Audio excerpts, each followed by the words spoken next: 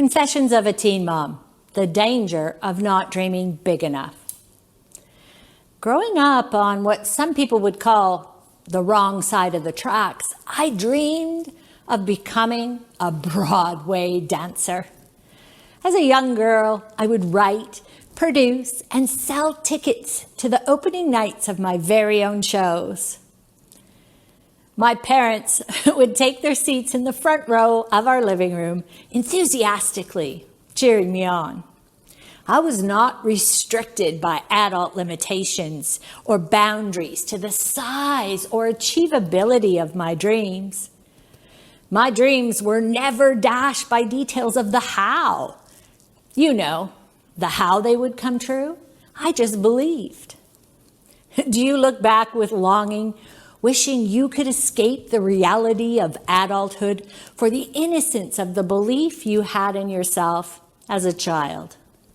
And does it really have to be that way?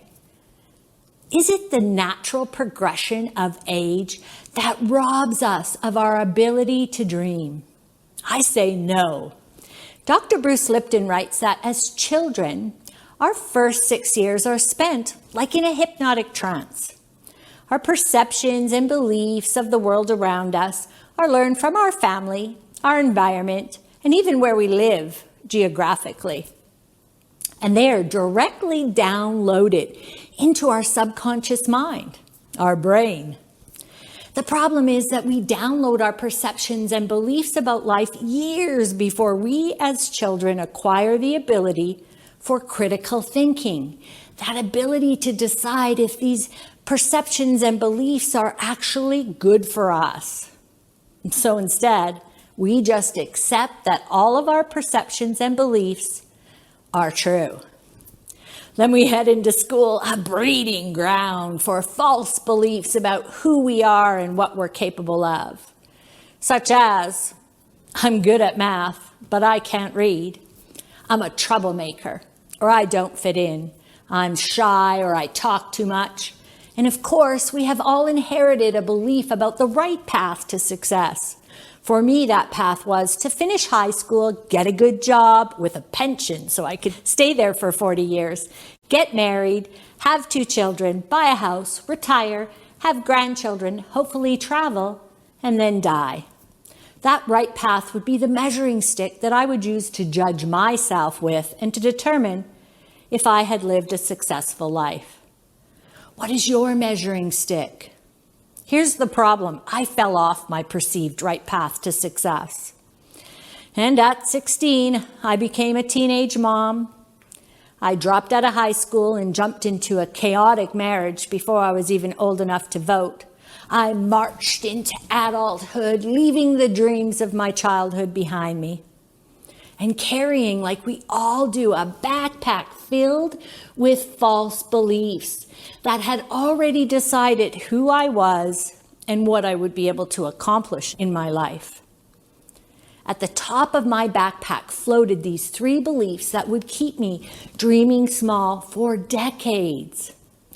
Number 1, from my dad, he would always tell me, Tammy, just work hard and everything will be okay. The problem with that belief, I was always working hard, but waiting for someone else to offer me and notice and give me that raise, promotion, or opportunity.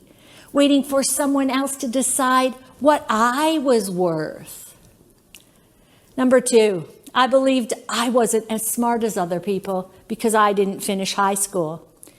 This belief kept me in shame and silent, never speaking up for what I wanted, or more importantly, deserved. And because I had fallen off my perceived right path, I gave myself a life sentence. At only 16 years old, I would live a life without success.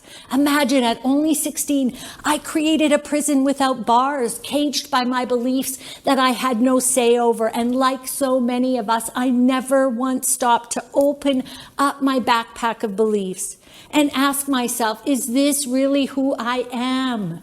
This backpack of beliefs weighed heavily into my decision-making, driving my behavior towards actions that kept me living small and dreaming small and settling for less than I was worth. until in one aha moment, you know what I mean, the kind of moment where you can never go back and think the same way again. In that moment, the blinders of my brain were opened and I discovered a secret that set me free. That moment happened on the phone with my son when he said to me, "Mom, it's not that they don't value you. It's that you don't value yourself." And in that one moment, it just clicked. Like countless other people, I didn't believe that I was worth it. I had spent decades chasing worthiness, attempting to feel good enough, smart enough, thin enough, or hundreds of other kinds of enough. But now I understood the truth about worthiness. That worthiness is just made up of your beliefs, most of which you had no say over, but have defined who you believe you are today. And what is a belief anyway? Just an idea or a thought or a statement that we have accepted as true. Mostly as children when we didn't have the skills to decide if this belief would support us in realizing our highest potential. But you can also decide that these beliefs are not true, that your dreams are not lost to a long ago childhood, and possibility is not hopeless. When you hear yourself speaking the words, "I can't, I don't, or I'm not capable of," these are the common words that start a sentence of a false belief that you hold to be true. Or if in the next time when you feel inspired to take actions towards a dream, and before you know it, you experience a waterfall of negative thoughts, like "I can't do this, I don't have the right skills, education, or money. What was I thinking?" And so with these swirling thoughts, you decide to retreat and give up. I want you to know this. It is not you. You are not these thoughts. You're not a failure. You're not a quitter. You don't lack willpower. You don't start things and never finish. It's your brain on change. This is a common human experience.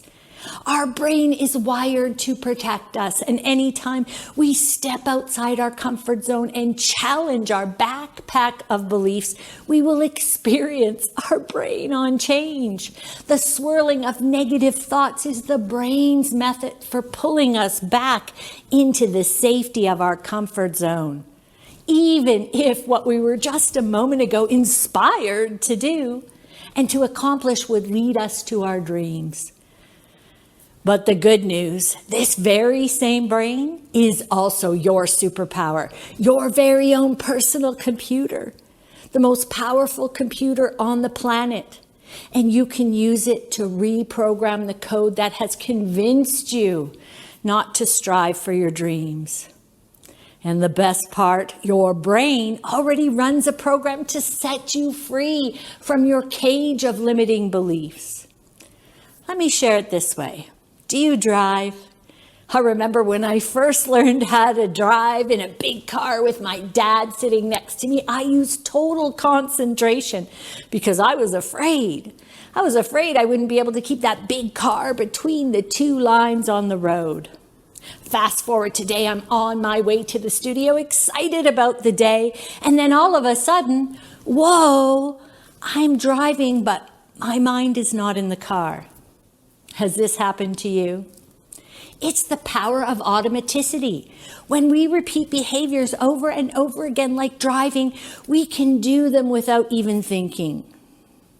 We can also use the power of automaticity to override our false beliefs and replace them with success, routines, and rituals that will lead us directly to our dreams. Finally, our lives are transformed in moments.